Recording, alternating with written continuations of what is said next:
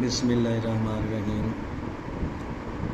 10th class physics Sindh text chapter है electrostatics. Electrostatics वाले chapter में क्वेश्चन नंबर 1 हमने रखा है, what is electric charge. Answer देखिए, इलेक्ट्रिक चार्ज की हेडिंग लगाकर तो नीचे electric charge is the property of matter. Matter की प्रॉपर्टी होती है attributed by the sub atomic particles. ये मैटर की जो प्रॉपर्टी है जिसको हम चार्ज बोलते हैं, यानी इलेक्ट्रिकल या इलेक्ट्रिक चार्ज, तो ये किसकी वजह से होती है? सब एटॉमिक पार्टिकल्स की वजह से मैटर में ये प्रॉपर्टी आती है। सब एटॉमिक पार्टिकल्स जो हैं, मतलब ये है कि इलेक्ट्रॉन, प्रोटॉन, न्यूट्रॉन और इसके अलावा और भी उनको और आगे मज़ीद छोटे पैमाने पर भी जाकर उनको स्टडी किया जा सकता है। ये सारे सब एटॉमिक पार्टिकल्स हैं। तो कौन से सब एटॉमिक पार्टिकल्स की वजह से ये मैटर के अंदर इलेक्ट्रिक चार्ज वाली प्रॉपर्टी आती है? तो ये दो सब एटॉमिक पार्टिकल्स की वजह से आती है। ये देखिएगा, इलेक्ट्रॉन्स एंड प्रोटॉन्स। और आगे देखिए, ये protons are considered to have positive charge while electrons have negative charge. मतलब ये है कि प्रोटॉन्स को कंसीडर कर लिया जाता है कि उनका पॉजिटिव चार्ज है, और फिर उसके बाद ऑटोमेटिकली जो नेगेटिव चार्ज होता है वो दूसरे पार्टिकल का होता है, यानी कि इलेक्ट्रॉन्स का। मतलब ये हुआ कि ये कन्वेंशन है, साइंसदानों की मर्जी थी कि किसी को भी पॉजिटिव कह देते। तो साइंसदानों ने जब प्रोटॉन्स को पॉजिटिव कहा, ये प्रोटॉन्स को जब पॉजिटिव कहा, तो ऑटोमेटिकली इलेक्ट्रॉन्स जो हैं वो नेगेटिव उनको कहना पड़ता है। फिर क्वेश्चन नंबर 2 है हमारे पास, how do electric charges behave with each other. Electric charges जो हैं वो एक दूसरे के साथ कैसे बिहेव करते हैं? छोटी क्लास में स्टूडेंट्स, छोटे यानी स्टूडेंट्स को पढ़ा दिया जाता है। ये देखिएगा, like charges repel and unlike charges attract each other. Like charges जो हैं, यानी कि नेगेटिव और नेगेटिव, इलेक्ट्रॉन और इलेक्ट्रॉन एक दूसरे के करीब जब आएंगे तो वो एक दूसरे को रिपेल करेंगे, और पॉजिटिव और नेगेटिव यानी अनलाइक जो चार्जेस हैं, जब एक दूसरे के करीब आएंगे तो अट्रैक्ट करेंगे एक दूसरे को। तो ये बड़ा सिंपल सा और शॉर्ट सा ये आंसर है, और क्वेश्चन इसका ये ऊपर लिखा हुआ है, तो इस तरह ये हो गया।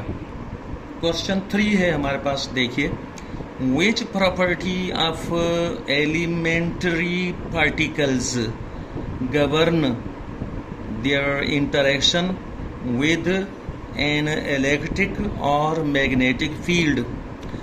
कौन सी प्रॉपर्टी है एलिमेंट्री पार्टिकल्स की? एलिमेंट्री पार्टिकल्स होते हैं इलेक्ट्रॉन्स, प्रोटॉन्स, न्यूट्रॉन्स, इनको एलिमेंट्री पार्टिकल्स कहा जाता है। तो इनकी कौन सी प्रॉपर्टी है कि जिस प्रॉपर्टी की वजह से इनका इंटरेक्शन जो है वो इलेक्ट्रिक फील्ड के साथ और मैग्नेटिक फील्ड के साथ यानी पता चलता है? कौन सा उसूल है जिसकी वजह से ये चीज़ें, प्रॉपर्टीज़ कंट्रोल होती हैं, कंट्रोल की जाती हैं? यानी आगे चलिए, आंसर देखिएगा, ये यहीं से क्वेश्चन के अंदर से answer, the interaction of elementary particles with an electric और मैग्नेटिक फील्ड, ये क्वेश्चन के अंदर से ही अल्फाज लिए गए। तो ये इनका जो इंटरेक्शन है, एलिमेंट्री पार्टिकल्स का इंटरेक्शन, किसके साथ इंटरेक्शन? ये देखिएगा, इलेक्ट्रिक फील्ड के साथ या मैग्नेटिक फील्ड के साथ एलिमेंट्री पार्टिकल्स का इंटरेक्शन इज गवर्नड, यानी कंट्रोल किया जाता है। किसके जरिए से कंट्रोल किया जाता है? बाय देयर इलेक्ट्रिक चार्ज, उनके इलेक्ट्रिक चार्ज के जरिए से। यानी कि इनका इलेक्ट्रिक चार्ज इलेक्ट्रॉन का, प्रोटॉन का और न्यूट्रॉन का जिस तरह का इलेक्ट्रिक चार्ज होता है, वो इलेक्ट्रिक चार्ज की वजह से ही उनका इंटरेक्शन होता है इलेक्ट्रिक फील्ड के साथ भी और मैग्नेटिक फील्ड के साथ भी। नेक्स्ट हमारे पास क्वेश्चन है, question number 4। Write down the names of some materials that can be electrically charged by rubbing.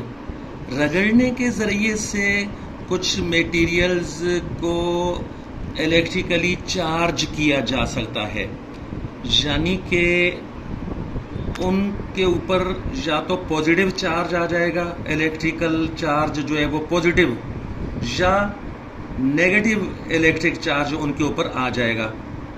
तो कौन सी चीज़ें, कौन से मटेरियल्स हैं जिनको रगड़ने से जो है उनके ऊपर पॉजिटिव या नेगेटिव इलेक्ट्रिक चार्ज आ सकता है? आंसर देखिए।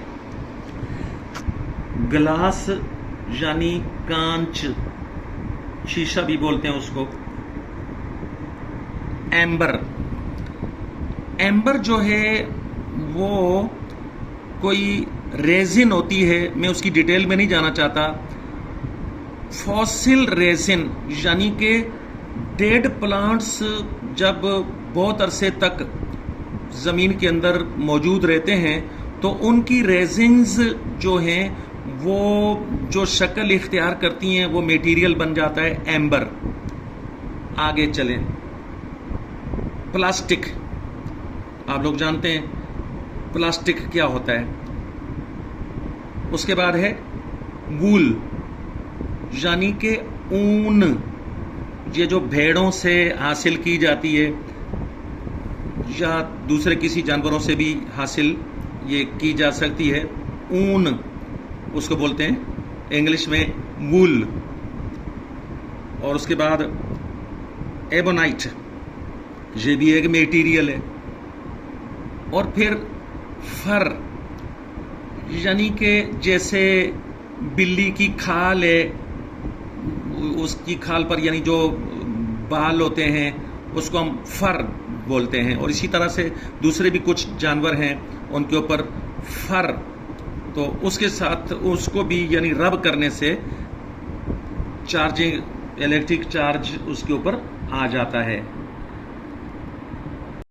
इस तरह से आज का हमारा लेक्चर ख़त्म हो गया।